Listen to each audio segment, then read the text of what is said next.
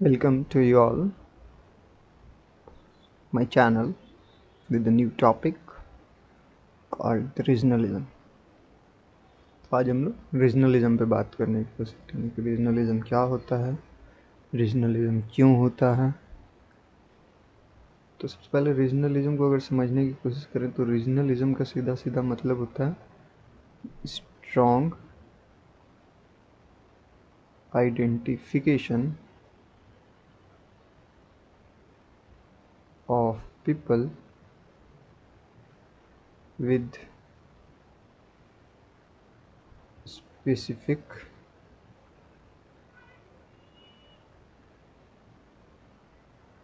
geographical region. People identify किए जाते हैं स्पेसिफिक ज्योग्राफिकल रीजन के आधार पर। तो स्पेसिफिक ज्योग्राफिकल रीजन का कोई सेंस निकल रहा है अभी क्या? स्पेसिफिकल ज्योग्राफिकल रीजन कहने का मतलब होता है कि आपका हो जाएगा स्पेसिफिक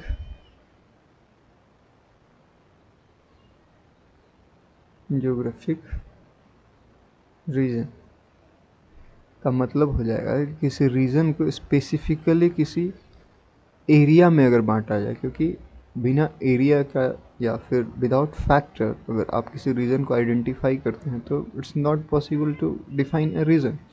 तो किसी रीजन को हम लोग किसी लैंग्वेज के आधार पर डिफाइन कर सकते हैं, किसी एथनिसिटी के आधार पर डिफाइन कर सकते हैं, इकोनॉमिक के बेस पे किसी रीजन को आइडेंटिफाई कर सकते हैं कि किसी रीजन का इकोनॉमिकल फैक्टर्स बहुत अच्छा है। ओके, कल्चर के आधार पर हम लोग आइडेंटिफाई कर सकते हैं। तो स्पेसिफिक ज्योग्राफिकल रीजन कहने का मतलब है कि इसको जब हम लोग अलग करेंगे स्पेसिफिकल, तो वो आपका रीजन हो जाएगा लैंग्वेज के आधार पर हो सकता है, कल्चर के आधार पर हो सकता है, एथनिसिटी के आधार पर हो सकता है,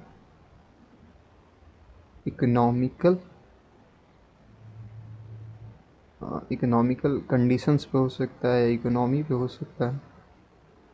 ओके, इन चार रीजन्स पे मे बी अलग फैक्टर्स भी होंगे, पर बेसिकली इन चार फैक्टर्स पे हम लोग किसी रीजन को डिफाइन करते हैं। तो इन चार फैक्टर्स में चारों भी हो सकता है, किसी सेपरेट फैक्टर को उठा करके भी लोगों को आइडेंटिफाई किया जाएगा। जैसे मान लेते हैं कि आपका जो लोग तेलुगु बोलते हैं तो उनका एक अलग रीज़न होगा, जो कन्नड़ बोलते हैं उनका एक अलग रीज़न होगा लैंग्वेज के आधार पे। तो लैंग्वेज के आधार पे किसी रीजन को आइडेंटिफाई कर रहे हैं, तो ऐसे ही इकोनॉमी के आधार पे। तो जब लोगों का आइडेंटिफिकेशन उस रीजन के आधार पे होगा, उस लैंग्वेज के आधार पे होगा, तो उसे हम लोग कहेंगे कि रीजनलिज्म मतलब एक आइडियोलॉजी हो जाएगा। किसी रीजन को आइडियोलॉजी मानकर, उसके फैक्टर्स को आइडियोलॉजी मानकर एक नाम देने की कोशिश कर रहे हैं, उसको रीजनलिज्म कहेंगे। रीजनलिज्म में क्या होता है कि आपका लॉयलिटी या प्रेफरेंस, पीपल जो है उनका लॉयलिटी या प्रेफरेंस जो होता है वो उनके पर्टिकुलर रीज़न के ऊपर ही होता है। जैसे लोगों का आपका किसी लैंग्वेज के बेसिस पे अगर उनको आइडेंटिफाई करने की कोशिश कर रहे हैं तो उनका प्रेफरेंस ऑल एस्पेक्ट्स को हटा करके सबसे पहला प्रेफरेंस हो जाएगा किसी रीज़न के आधार पे कि मेरा लैंग्वेज अगर तेलुगु है या हिंदी है या कन्नड़ है या मराठी है, तो पहला प्रेफरेंस वो लोग वो देंगे कि मराठी पीपल। तो इससे आपका एक प्रॉब्लम ये होता है कि नेशनल इंटरेस्ट जो होता है, नेशनल इंटरेस्ट वो आपका डाउन होता है और रीजनल इंटरेस्ट ऑफ पीपल वो आपका बढ़ता है। इसके कुछ पॉजिटिव फैक्टर्स भी हैं, इसके कुछ निगेटिव फैक्टर्स भी हैं। अगर हम लोग रीजनलिज्म के पॉजिटिव फैक्टर्स की बात करें तो आपका लोकल कल्चर इससे प्रमोट होता है। ओके, डेवलपमेंट होता है पर्टिकुलर रीजन के आधार पे। अगर किसी रीजन का हिस्ट्री है तो उस हिस्टोरिकल एविडेंसेस को लेकर किसी मॉन्यूमेंट का कंस्ट्रक्शन होगा या किसी स्टैचू का कंस्ट्रक्शन होगा, तो इस आधार पे किसी पर्टिकुलर ज्योग्राफी में आपका डेवलपमेंट होता है, इंक्रीज होता है। पर रीजनलिज्म के निगेटिव इम्पैक्ट्स भी हैं। निगेटिव इम्पैक्ट्स ये होते हैं कि ये आपको डिस्क्रिमिनेशन, कभी कभी ये फॉर्म ले लेता है डिस्क्रिमिनेशन का। ओके, ये कभी कभी फॉर्म ले लेगा आपका डिवीज़न का, division between the people on many aspects. ये कभी कभी डिमांड करता है सेपरेट होने का, जैसे सेपरेट स्टेटहुड का मांग करेगा। इसी में से अभी हम लोग कुछ एग्जांपल देखेंगे जिसमें आपका सेपरेट स्टेटहुड का मांग हुआ है, या हिस्ट्री में रीजनलिज्म का कुछ एग्जांपल्स है, तो इसको हम लोग समझने का कोशिश करेंगे। ओके, जैसे देखो, हाँ, एग्जांपल्स के से पहले अगर हम लोग बात करें तो क्यों होता है रीजनलिज्म का कारण क्या है, इस पे हम लोग थोड़ा सा ध्यान दे लेते हैं। तो अगर हम लोग देखने की कोशिश करें तो काउजेज ऑफ रीजनलिज्म क्या होता है। देखो, रीजनलिज्म का मेन कारण कुछ पॉइंट्स है, जैसे आपका मान लीजिए किसी पर्टिकुलर रीजन में बहुत अच्छा डेवलपमेंट नहीं हुआ है, उसको निगलेक्ट कर दिया गया है गवर्नमेंट के द्वारा या स्टेट गवर्नमेंट के द्वारा या पर्टिकुलर कम्युनिटी के द्वारा, तो रीजनलिज्म एक पॉइंट बनता है कि इस एरिया में डेवलपमेंट करना है। तो पहला पॉइंट हो जाएगा अनइवन डेवलपमेंट। दूसरी अगर पॉइंट की बात करें तो अगर किसी एरिया में दो लैंग्वेज के लोग रह रहे हैं या दो डिफरेंट कल्चर से, तो कभी कभी उनको फील होता है कि उनके कल्चर को अदर पार्टी डोमिनेट करने की कोशिश कर रहा है, या फिर उनके लैंग्वेज को अदर पार्टी डोमिनेट करने की कोशिश कर रहा है। तब ये रीजनलिज्म का फैक्टर बाहर आता है, जैसे cultural and linguistic differences.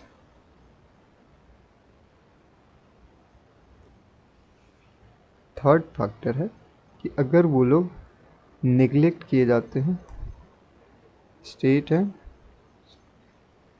Central government के द्वारा, अगर स्टेट गवर्नमेंट या सेंट्रल गवर्नमेंट किसी पर्टिकुलर रीजन पे उतना ज़्यादा ध्यान नहीं देता है, तो उनको फील होता है कि उनका रीजन जो है अंडर डेवलप्ड है, या स्टेट गवर्नमेंट या सेंट्रल गवर्नमेंट उतने अच्छे से ध्यान नहीं दे रही है। तब ये फिर रीजनलिज्म का फैक्टर आगे आता है। कभी कभी आइडेंटिटी पॉलिटिक्स इसमें इन्वॉल्व होता है। कहने का मतलब किसी पॉलिटिशियन किसी रीजन को वोट की पर्पस से आइडेंटिटी को पोक करता है, जिसकी वजह से ये पॉलिटिक्स रीजनलिज्म को एक्टिवेट करता है किसी पर्टिकुलर एरिया में। कभी कभी ये फैक्टर बनता है माइग्रेशन एंड जॉब कंपटीशन। कभी कभी कई स्टेट्स में, जैसे बिहार में, उतना अच्छा इंडस्ट्रियल डेवलपमेंट नहीं है, इंडस्ट्रियल अपॉर्चुनिटीज़ नहीं है, या फिर जॉब अपॉर्चुनिटीज़ नहीं है, तो यहाँ के लोग अदर स्टेट्स में या अदर कंट्रीज़ में जॉब स्टेबिलिटी या फाइनेंशियल स्टेबिलिटी के लिए माइग्रेट करते हैं for the better opportunity.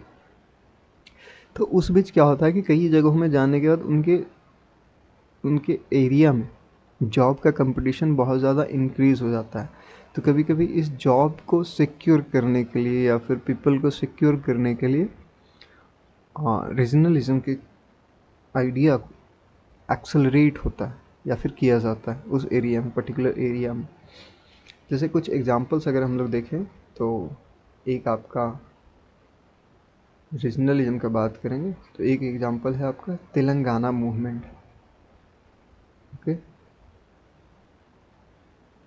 Telangana movement को अगर हम लोग गौर से देखें तो इसमें क्या हुआ था कि जिस वजह से तेलंगाना को आंध्र प्रदेश से अलग होना पड़ा।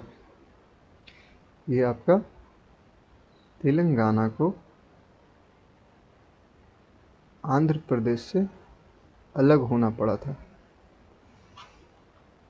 ओके, तो अगर हम लोग इसकी बात करें तो रीजंस क्या क्या थे तेलंगाना मूवमेंट क्या, तेलंगाना को आंध्र प्रदेश से अलग होने का। तो पहला रीज़न पे अगर हम लोग बात करें तो इकोनॉमिक फैक्टर है। इकोनॉमिक फैक्टर में ये है कि पीपल का कहना था कि उनके एरिया में बहुत अच्छा डेवलपमेंट नहीं हुआ है, तेलंगाना के क्षेत्र में बहुत अच्छा डेवलपमेंट नहीं हुआ है, ऐसा तेलंगाना के लोगों का कहना था। तेलंगाना के लोगों का कहना था कि जॉब्स या फिर इरिगेशन फैसिलिटीज़ या फिर इंडस्ट्रीज़ ज़्यादा आंध्रा के रीजन में, तेलंगाना के रीजन में कम है ये चीज़ें। तो ये भी आपका एक तेलंगाना का रीजन को लेकर रीजनलिज्म को एक्टिवेट करता है। उनका कहना था कि टैक्स रेवेन्यू जो कलेक्ट किया जाता है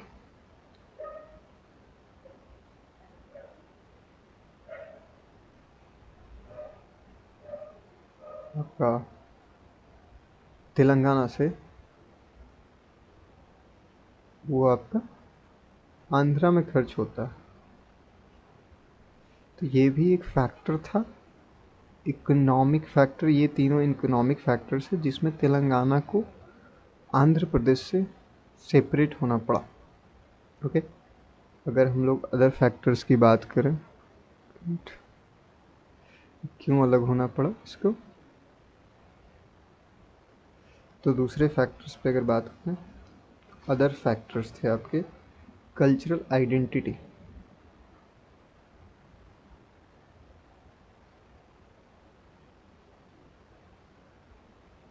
कल्चरल आइडेंटिटी में क्या था कि जो लैंग्वेज है,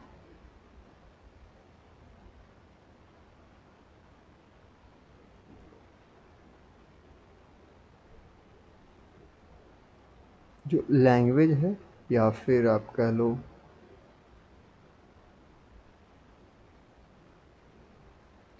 जो लैंग्वेज है तेलंगाना का, जो कल्चर है तेलंगाना का, वो थोड़ा सा आंध्र प्रदेश से अलग है।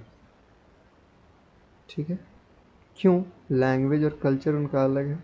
तो अगर हम लोग तेलंगाना के हिस्ट्री के ऊपर देखें तो 1965 में इसे, आई थिंक 1965, सॉरी 1956, 1956 में इसे आंध्रा से जोड़ा गया था। बिफोर आपका पहले क्या था कि तेलंगाना निजाम्स ऑफ हैदराबाद के कंट्रोल में था। निजाम्स ऑफ हैदराबाद के कंट्रोल में होने का मतलब है कि इसके लैंग्वेज में थोड़ा इस्लामिक इन्फ्लुएंस है, इस्लामिक इन्फ्लुएंस है, जबकि आंध्र प्रदेश आपका विजयनगर एम्पायर के अंडर में था, विजयनगर एम्पायर के अंडर में था एंड आफ्टर ब्रिटिशर्स के अंडर में था। तो विजयनगर एम्पायर के अंदर में आने के बाद इनमें हिंदू फिलॉसफीज का थोड़ा सा इन्फ्लुएंस है, इसलिए इनके लैंग्वेज में थोड़ा सांस्कृतिक टोन है, संस्कृत का टोन होता है। तो इनका संस्कृत का थोड़ा लहजा हो जाता है, इनका लहजा थोड़ा उर्दू का हो जाता है। तो इस वजह से थोड़ा लैंग्वेज में डिफ्रेंशिएट है, कल्चर में थोड़ा अलग हो जाता है। ऐसा नहीं है कि तेलंगाना में आपका हिंदू कल्चर से या हिंदू फिलॉसफीज नहीं, थोड़ा सा टोन में परिवर्तन हो जाता है बिकॉज ऑफ लॉन्ग टाइम तक किसी रूलर के अंडर में रहना। तो पर्टिकुलर रीजन को थोड़ा सा, पर्टिकुलर लैंग्वेज को थोड़ा प्रमोशन मिलता है, एक्टिवेशन मिलता है एरिया में। तो दूसरा कल्चरल आइडेंटिटी था तेलंगाना को आंध्रा से अलग होने का। ओके,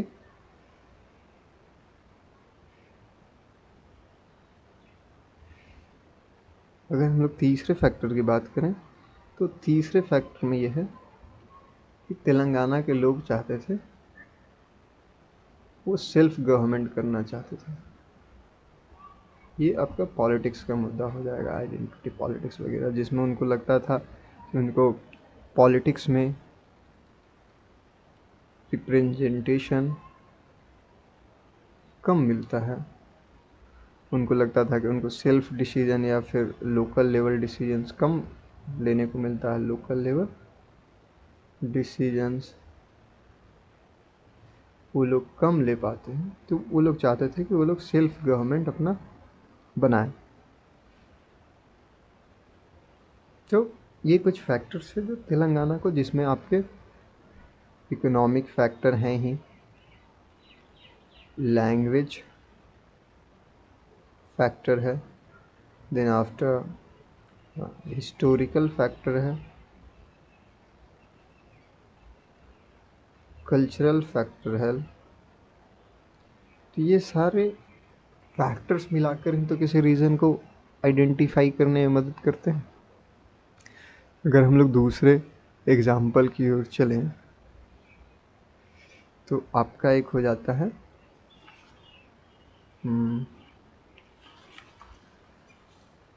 जैसे आपका बीच में कभी एक बार हुआ था कि मराठी रीजनलिज्म बहुत ज़्यादा ज़ोर शोर से महाराष्ट्र में एक्टिवेट हुआ था।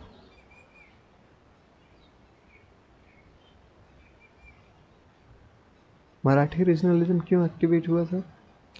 अगर हम लोग देखने की कोशिश करें तो 1966 के आसपास मुंबई एक बहुत ही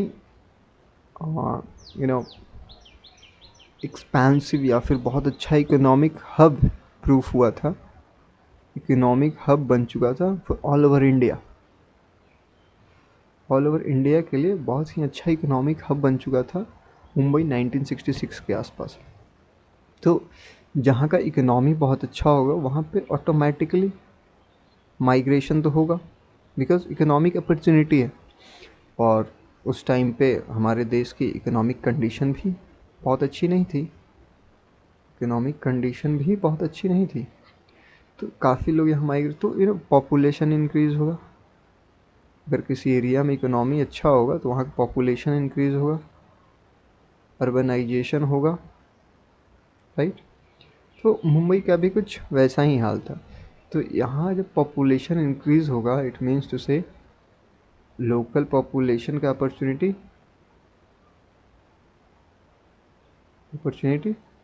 डिक्रीज़ होगा। तो यही चीज़ उस टाइम पे महाराष्ट्र में हो रहा था कि जब इकोनॉमिक पोजीशन बहुत अच्छा होगा, इकोनॉमिक स्टेबिलिटी बहुत अच्छा हुआ, तो वहाँ के लोकल लोगों का अपॉर्चुनिटी धीरे धीरे कम होने लगा क्योंकि पॉपुलेशन इंक्रीज़ हो गया, अदर एरियाज से लोग आने लगे। तो तो यहाँ के काउजेज ऑफ रीजनलिज्म की अगर बात करें तो उसमें क्या क्या था? एक तो आपका हो जाएगा कि माइग्रेशन का प्रेशर था वहाँ,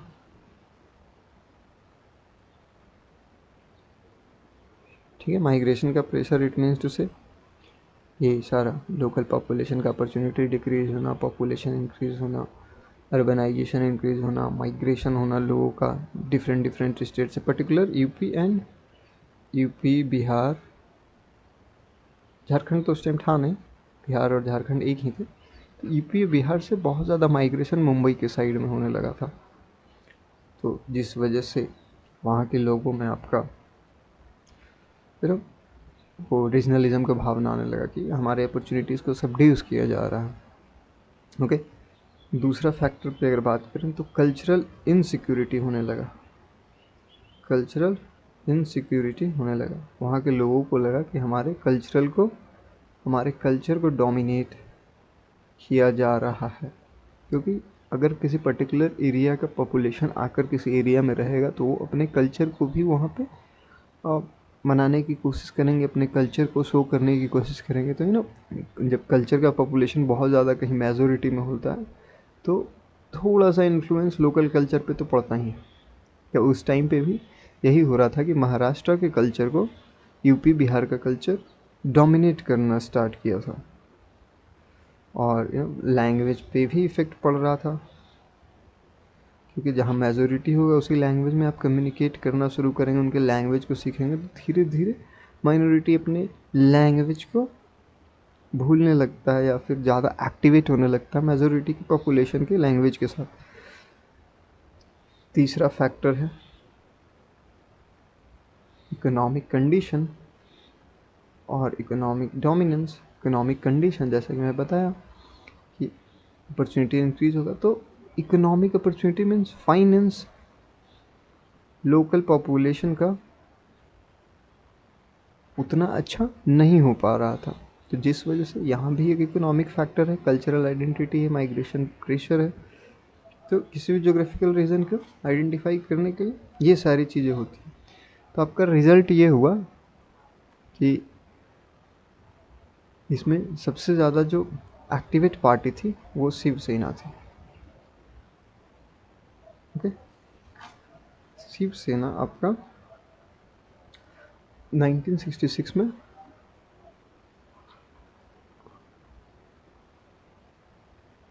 बाल ठाकरे द्वारा इस्टेब्लिश किया गया था।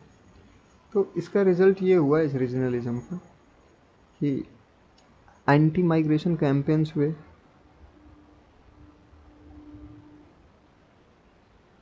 एंटी माइग्रेशन कैंपेन्स हुए। इसमें क्या हुआ कि आपके यूपी बिहार के लोगों को बोला गया कि आप खाली करो। इन पीपल के अगेंस्ट में ये कैंपेन था, इन पीपल्स को आप स्टेट से बाहर करो। फिर आपके मराठी साइन बोर्ड्स लगाए गए,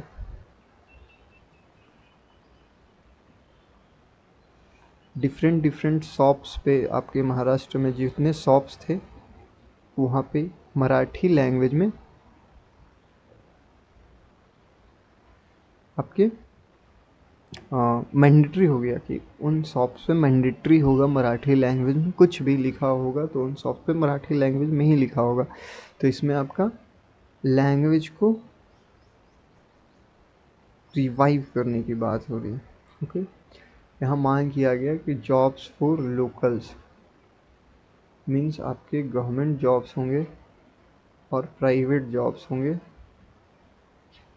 उसमें आपका मराठी पीपल का रिजर्वेशन होना ही चाहिए। ऐसा नहीं है कि बाहर के लोग आएंगे और वो इनके अपॉर्चुनिटी सीज कर लेंगे। आप इनका सीट रिजर्व करो, उसके बाद अदर लोगों का आप सीट अलॉट करो। उसके बाद फिर क्या हुआ, कल्चरल नेशनलिज्म भी हुआ। कल्चरल नेशनलिज्म मोटा मोटी कहने का मतलब ये है कि आपका इकोनॉमी को सिक्योर किया गया, ओके, कल्चर को सिक्योर किया गया और रिवाइव किया गया। पर इसके नेगेटिव इम्पैक्ट ये थे कि अगेंस्ट हो गया, कई जगह पे वायलेंस एक्ट भी हुए, वायलेंट एक्ट भी हुए। ये आपका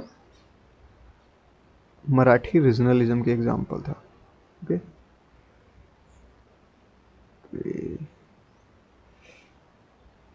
फिर हम एक आपका और है एंटी हिंदी एजिटेशन।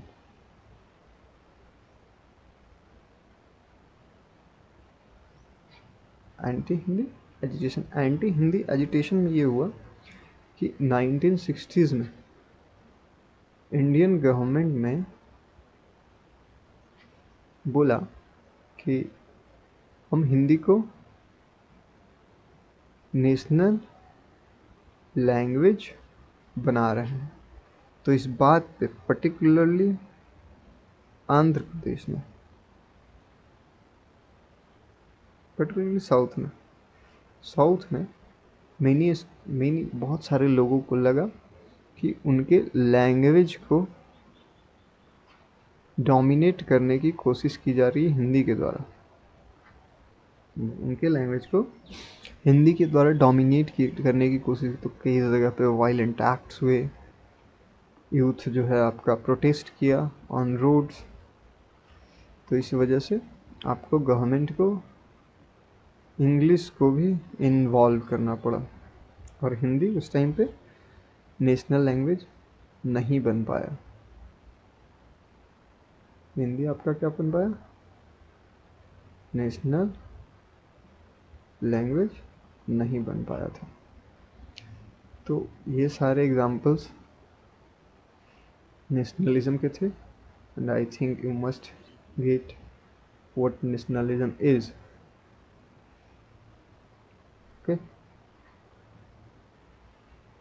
आज के टॉपिक में इतना ही। Thank you very much for watching my video. फिर मिलते हैं हम लोग किसी नए टॉपिक के साथ।